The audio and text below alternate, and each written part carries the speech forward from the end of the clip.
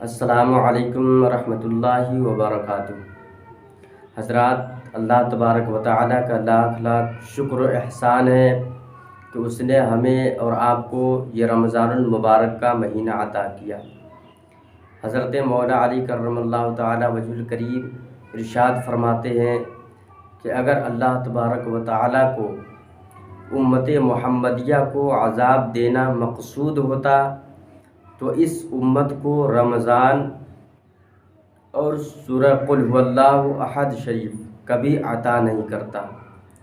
تو حضرات، اللہ تبارک و تعالیٰ کا لاکھ لاکھ شکر و احسان ہے کہ اس نے ہمیں یہ مہینہ عطا کیا، تو ہمیں بھی اس مہینے کی تعظیم اور اس کی عزت کا خیال کرنا چاہیے۔ اگر اس مہینے کی تعظیم کریں گے، اس مہینے کی عزت کریں گے تو اللہ تبارک و تعالی ہمیں بھی اس کا اجر عطا فرمائے گا۔ اور اس مہینے کی عزت اور احترام کرنے کی بہت بڑی فضیلت ہے۔ آئیے، ہم تو ایک مسلمان ہیں۔ شہر بخارا میں ایک مجوسی رہتا تھا، ایک آتش پرست رہتا تھا جو آگ کی پوجا اور عبادت کیا کرتا تھا۔ وہ ایک دن اس کا گزر مسلمانوں کے بازاروں سے ہوا۔ وہ اپنے لڑکے کے ساتھ مسلمانوں کے بازاروں سے گزر رہا تھا تو اس کے لڑکے نے مسلمانوں کے بازاروں میں اعلانیہ طور پر کوئی چیز کھانی شروع کر دی۔ تو جب اس آتش پرست نے، اس مجوسی نے جب اپنے لڑکے کو کھاتے ہوئے دیکھا تو اس نے اپنے لڑکے کو تھپڑ مارا اور خوب ڈانٹا اور کہا کہ تجھے رمضان المبارک کے مہینے میں مسلمانوں کے بازاروں میں کھاتے ہوئے شرم نہیں آتی؟ تو اس نے کہا کہ ابا جان، آپ بھی تو اس مہینے میں کھاتے ہیں۔ تو اس آتش پرست نے کہا، اس مجوسی نے کہا کہ بے شک میں بھی اس مہینے میں کھاتا ہوں، لیکن میں مسلمانوں کے سامنے نہیں کھاتا، مسلمانوں کے بازاروں میں نہیں کھاتا، اعلانیہ طور پر میں نہیں کھاتا، میں اپنے گھر میں کھاتا ہوں چھپ کر، اور میں اس مہینے کی بے حرمتی نہیں کرتا، اس مہینے کی تعظیم کرتا ہوں، اس مہینے کی عزت کا خیال کرتا ہوں۔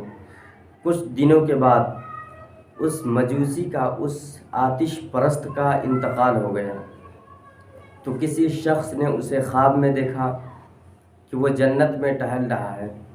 تو اسے بڑا تعجب ہوا۔ اس نے پوچھا کہ یہ کیسے ہوا؟ تو ایک مجوسی تھا، ایک آتش پرست تھا، تو ایک آگ کی پوجا اور عبادت کیا کرتا تھا، لیکن تجھے یہ انعام کیسے ملا اور تجھے یہ جنت کیسے ملی؟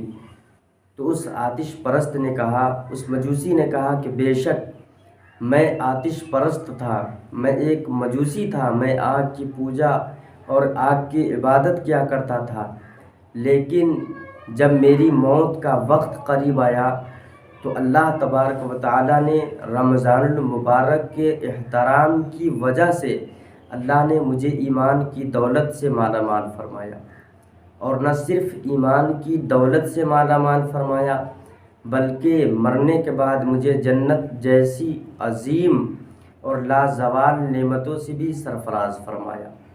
تو حضرات، اگر ایک مجوسی کو اللہ رمضان کے احترام کرنے کی وجہ سے اللہ اس کو جنت عطا کر سکتا ہے تو ہم تو مسلمان ہیں، ہم اگر اس مہینے کی تعظیم کریں گے تو اللہ ہمیں بھی اجر و ثواب عطا فرمائے گا۔